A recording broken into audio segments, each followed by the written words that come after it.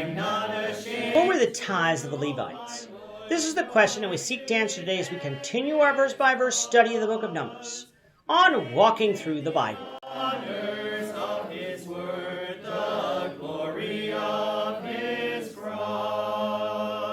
If you have a Bible with you, you can turn to Numbers chapter 18. We're going to be reading from verses 25 to 32. If you don't have a Bible, don't worry. Just follow along with us on the screen. The version that we'll be reading from is the New King James Version. So, Numbers chapter 18, beginning of verse 25. Then the Lord spoke to Moses, saying, Speak thus to the Levites, and say to them, When you take from the children of Israel the tithes which I have given you from them as your inheritance, then you shall offer up a heave offering of it to the Lord, a tenth of the tithe. And your heave offering shall be reckoned to you as though it were the grain of the threshing floor, and as the fullness of the winepress.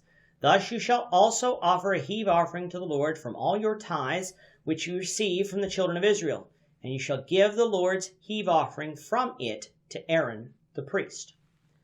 Of all your gifts you shall offer up every heave offering due to the Lord, from all the best of them, the consecrated part of them. Therefore you shall say to them, When you have lifted up the best of it, then the rest shall be accounted to the Levites as the produce of the threshing floor, and as the produce of the winepress. You may eat it in any place, you and your households, for it is your reward for the work in the tabernacle of meeting. And you shall bear no sin because of it, when you have lifted up the best of it. But you shall not profane the holy gifts of the children of Israel, lest you die. In this chapter, we have been looking at God's provisions for the priests and Levites.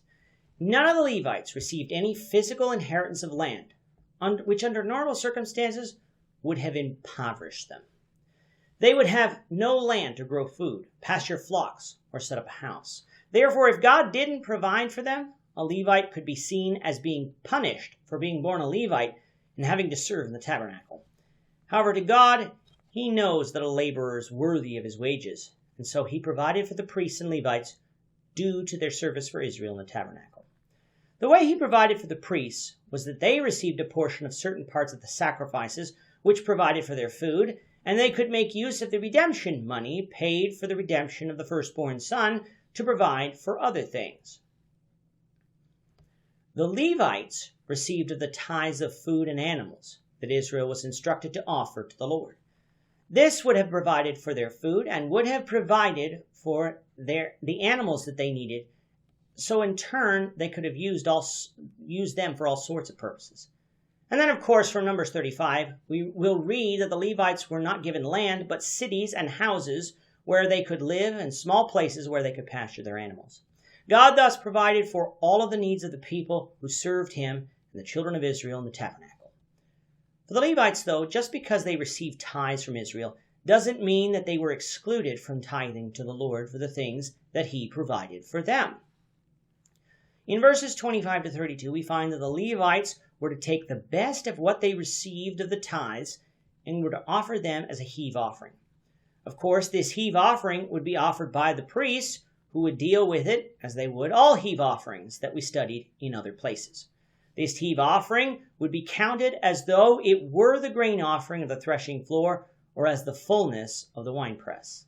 In this, then, even though the Levites were different than the rest of Israel in that they had no inheritance, they were not treated differently than the rest of Israel as it concerned their thankfulness that they were to have for the Lord's provisions. Today, some might view tithing in the Old Testament as something similar to a 10% flat tax imposed by God on the people of Israel. But when you get right down to it, the purpose of the tithe was not a tax. It was an offering of thanksgiving to the Lord for all that he had done for them. God didn't need the people's food or their animals. God is spirit, and he was responsible for making them all. Yet he desires thankfulness from his people. It is very easy when things are going well to forget God and to think that we have done things all on our own. Thus, these tithes were to be a reminder that God provided the sunshine and the rain and is the source of our blessings. Yes, God used the tithes for the provisions of the Levites, but first and foremost, the tithe was meant to instill thankfulness in the hearts of Israel. That is why the Levites were told to tithe too, to show their thankfulness to God for the blessings, in spite of them not receiving a physical inheritance. After the best of Israel's tithe was offered by the Levites as their tithe, they were free to eat of the remaining food as a reward for their work in the tabernacle. They would bear no sin for doing so as long as they offered their tithe first. But they weren't to profane the holy gifts of the children of Israel by not doing what God had commanded. The penalty for doing so was death. With that, our time is up for today. Lord willing, we hope you'll join us for tomorrow's discussion of Numbers chapter 19, verses 1 to 10, as we continue our walk through the Bible, one verse at a time. Thank you for watching today's episode. We hope that you found it edifying and ask that you not only subscribe to our channel and podcast, but that you like and share this episode among your friends so that the saving gospel of Jesus Christ can go out to the whole world.